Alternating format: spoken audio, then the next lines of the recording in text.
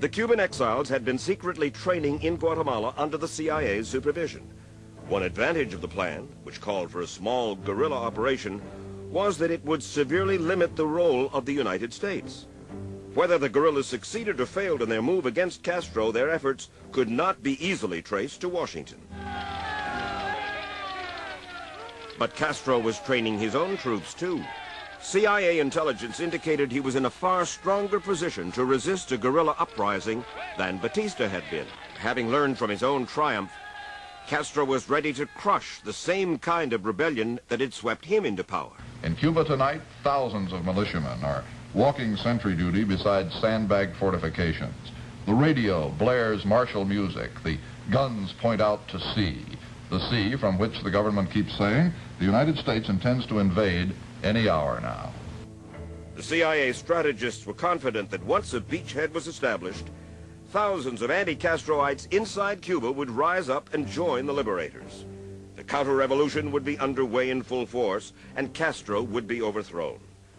This was the plan presented to the newly elected President Kennedy by Richard Bissell and his boss, CIA Director Allen Dulles. Kennedy's initial response was negative. Too spectacular, he said. It sounds like D-Day. You have to reduce the noise level of this thing. The top-level meetings carried over into March. Dulles and Bissell argued their case for the invasion, and not a single senior Kennedy advisor spoke out against the invasion.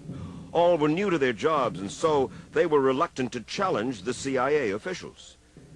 Kennedy said, okay, but with the strict condition that there would be no intervention by U.S. forces. Whatever happened, he wanted to be in a position to deny, plausibly, any U.S. involvement. Leaders of the brigade would later claim that their CIA contacts had assured them that if the invasion ran into serious trouble, American forces would come to their rescue. Under no circumstances, they were told, would Washington permit the operation to fail. Richard Bissell would later contend that Kennedy did not think the matter through to its logical conclusions. If everyone had believed and admitted to himself that the U.S. would be wholly held responsible, the president probably would have canceled the operation.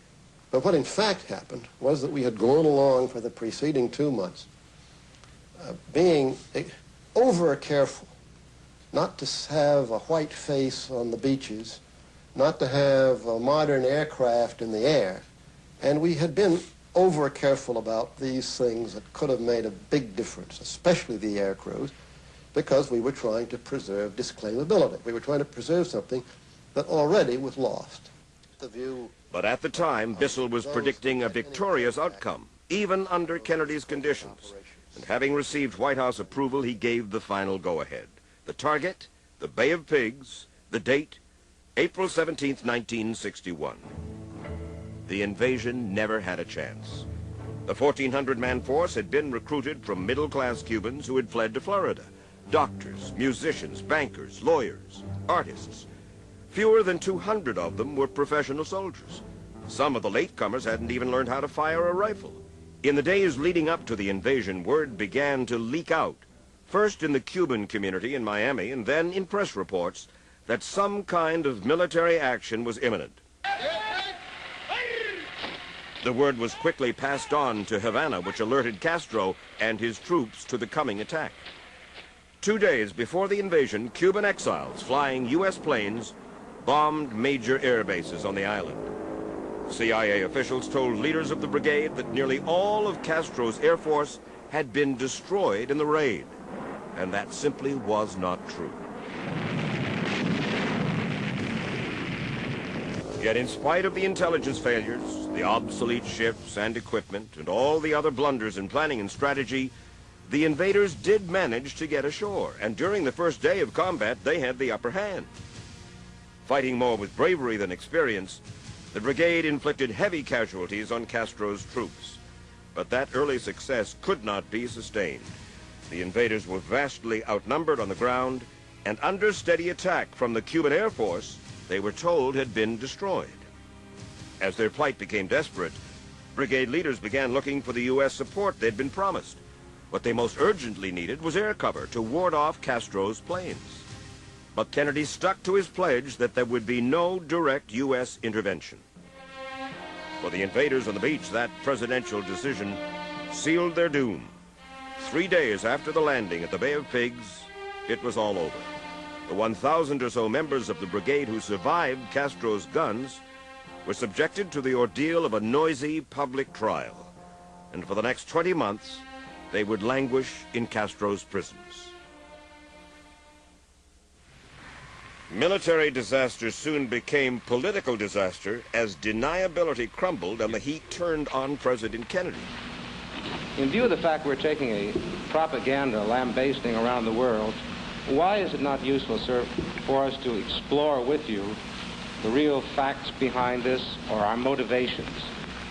Well, I think in answer to your question that we have to make a judgment as to how much we can usefully say that would aid the interest of the United States. One of the problems of a free society, problem not met by a dictatorship, is this problem of information. A good deal has been printed in the paper.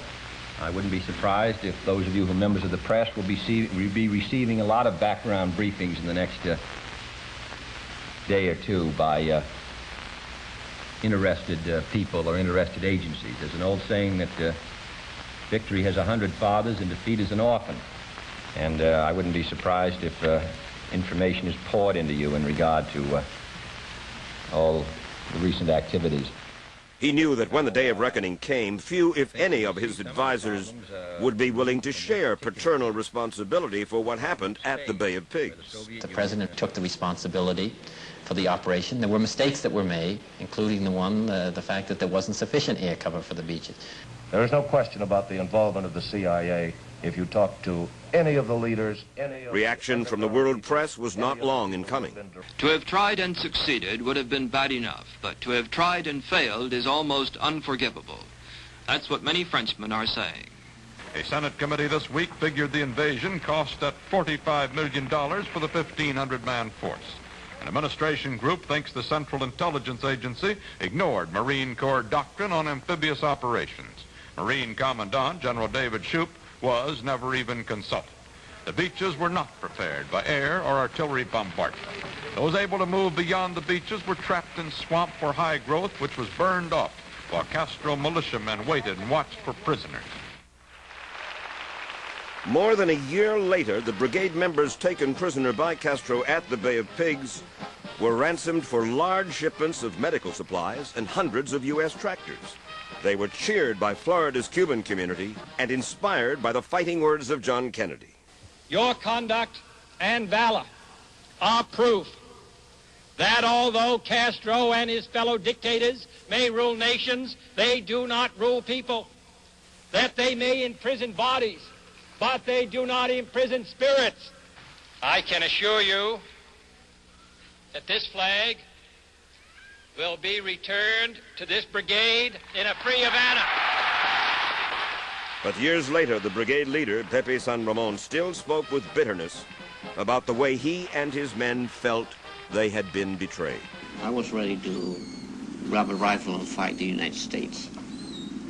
It was a bad time for me. It was a bad time for every member of the brigade. Very bad. Our hopes were crushed. For me, the government of the United States was the utmost of everything. Bigger than my father, than my mother, than God. And to me, it was so low a blow. To bring you in here with so many plans and so many hopes for your country. And they knew before they sent us, in my mind, that they were not going to go ahead with it. The Bay of Pigs invasion did exactly the opposite of what was intended. Castro was not ousted, he was strengthened. The Marxist state of Cuba, 90 miles from Florida, would survive and in fact outlive the Soviet Union.